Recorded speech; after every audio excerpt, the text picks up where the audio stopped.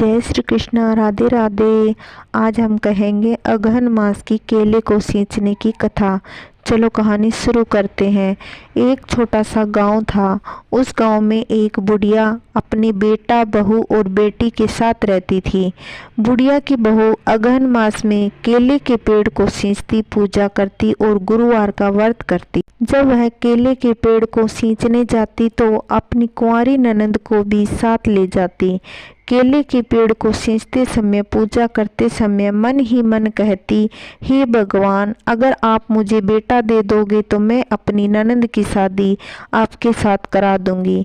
भाभी ने पूरे अगहन मास में केले के पेड़ की पूजा करी और घी का दीपक जलाती, गुरुवार का व्रत करती, यही विनती करती। जब भगवान ने सोचा कि आज मैं इसकी सुन लेता हूँ और देखता हूँ मेरा विवाह अपनी ननद से कैसे कराती है। इस तरह समय बीतने लगा।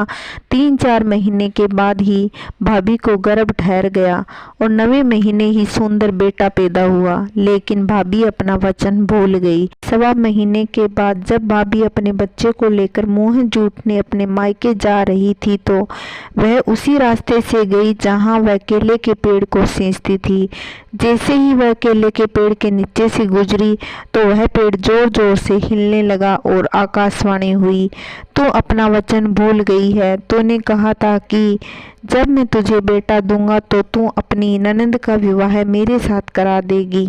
अब तू तेरी ननद की शादी मेरे साथ करा। ऐसी आकाशवाणी सुनते ही भाभी डर गई और उसने सब तरफ देखा, लेकिन उसे कोई दिखाई नहीं दिया। वह कांपती और डरी हुई उसने जल्दी जल्दी कदम बढ़ाए और वह अपने मायके में आ गई। जैसे ही वह अपने मायके में पहुंची तो उसके माता पिता बहुत खुश हुए, लेकिन भाभी का मन मायके में नहीं लगा। भाभी के माता पिता ने अपनी बेटी से परेशानी का कारण पूछा, लेकिन उसने किसी को कुछ भी नहीं बताया। कुछ दिन मायके में रहने के बाद वह ससुराल में आई, लेकिन उस रास्ते से नहीं आई जहाँ केले का पेड़ था। वह दूसरे रास्ते से ससुराल में आई। ससुराल में आने के बाद भी वह परेशान रहने लगी। भाभी के सास ससुर ने उससे पूछा कि तू उदास क्यों रहती है? मायके में तो गई थी तो बहुत खुश थी, लेकिन आने के बाद कुछ उदास दिख रही हो। मायके में किसी ने कुछ उल्टा सीधा तो नहीं कह दिया? भाभी ने हंसते हुए कहा, नहीं, मुझे किसी ने कुछ नहीं कहा, मुझे थोड़ी कमजोरी महसूस हो रही है। तब उसके सास ससुर ने कहा कि हम कुछ दिनों के लिए काम वाली लगा लेते हैं, कुछ दिन तुम आराम कर लो।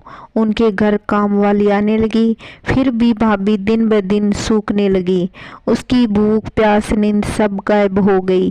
परिवार में सबने पूछा कि क्या बात है, क्यों इतनी दुखी रहती हो? उसने सास ससुर, उसके पति, उसने बड़े बड़े डॉक्टरों, हकीम सबको दिखाया। सबने कहा कि यह तो स्वस्थ है, इसे कोई बीमारी नहीं है। इस तरह 1 साल बीत गया। फिर अगहन मास आ गया। तभी घर के बाहर एक सुंदर नव युवक आया। साहूकार के परिवार को प्रणाम किया, बोला कि मैं आपकी बहू का मुंह बोला भाई हूँ। भाभी को बुलाया, पूछा कि तुम्हारा कोई मुंह बोला भाई है? वह आया है। भाभी दरवाजे पर आई और पूछा कि आप कौन है? मेरा तो कोई मुंह बोला भाई नहीं है। वह धीरे से बोला, भाभी, मैं वही केले का पेड़ हूँ। मैं आपको याद दिलाने आया हूँ कि आप मेरी शादी आपकी ननद से कब कराओगे। यह सुनकर भाभी कांपने लगी। नवयुवक अंदर आकर परिवार वालों के पास बैठ गया और उसने कहा कि माँ बापू, मैं बाहर कमाने गया था, तब मेरी बहन बहुत छोटी थी। मैं कुछ दिन पहले ही गांव आया हूँ। मैं अपनी मुँह बोली बहन से मिलने चला आया। साहूकार के परिवार वाले बोले, अरे साडू भाई आए हैं तो कुछ दिन हमारे पास ही रुकेंगे। इस तरह वह नवयुवक रहने लगा। उस नवयुवक का व्यवहार बहुत अच्छा था। कुछ दिनों में ही उसने सबका दिल जीत लिया। उन्होंने अपनी बेटी के रिश्ते की बात कही। बहू को यह पता चला कि बहुत खुशी हुई। तब यह मन ही मन सोचने लगी कि मेरी तो परेशानी ही खत्म हो गई। इस तरह भाभी की ननद का विवाह तय हो गया। भाभी ने बढ़ चढ़कर विवाह की तैयारी करी और धूमधाम से अपनी ननद की शादी करा दी।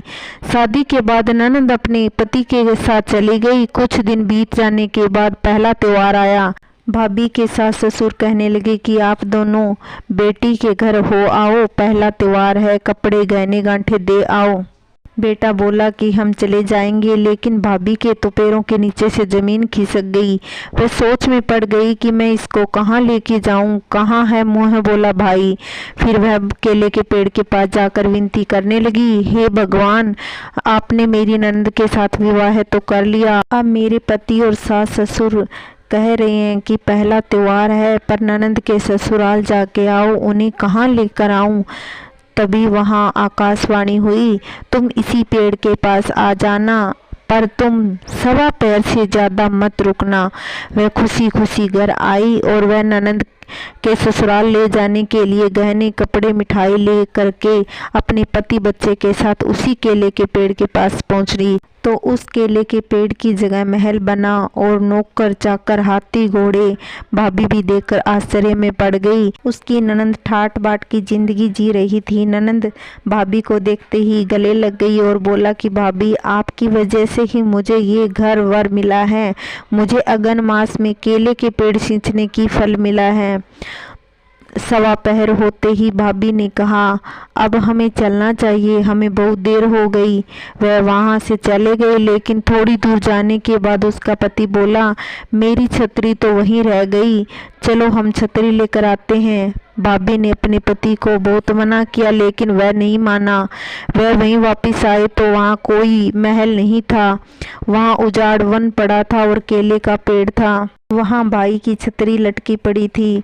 भाई यह देखकर आश्चर्य में पड़ गया। बोला, तेरे मुँह बोले भाई की महल कहाँ चला गया। फिर भाभी ने पूरी सच्चाई बताई, लेकिन भाई को विश्वास नहीं हुआ। तब भाभी ने भगवान से हाथ जोड़कर कहा कि आप ही मेरी मदद करो।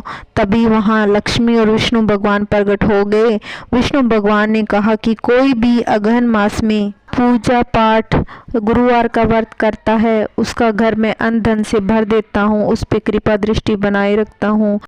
यह सब सुनकर भाभी का पति भगवान विष्णु के चरणों में गिर गया। इस कहानी सुनने वाले को सब पर कृपा दृष्टि भगवान बनाए रखे।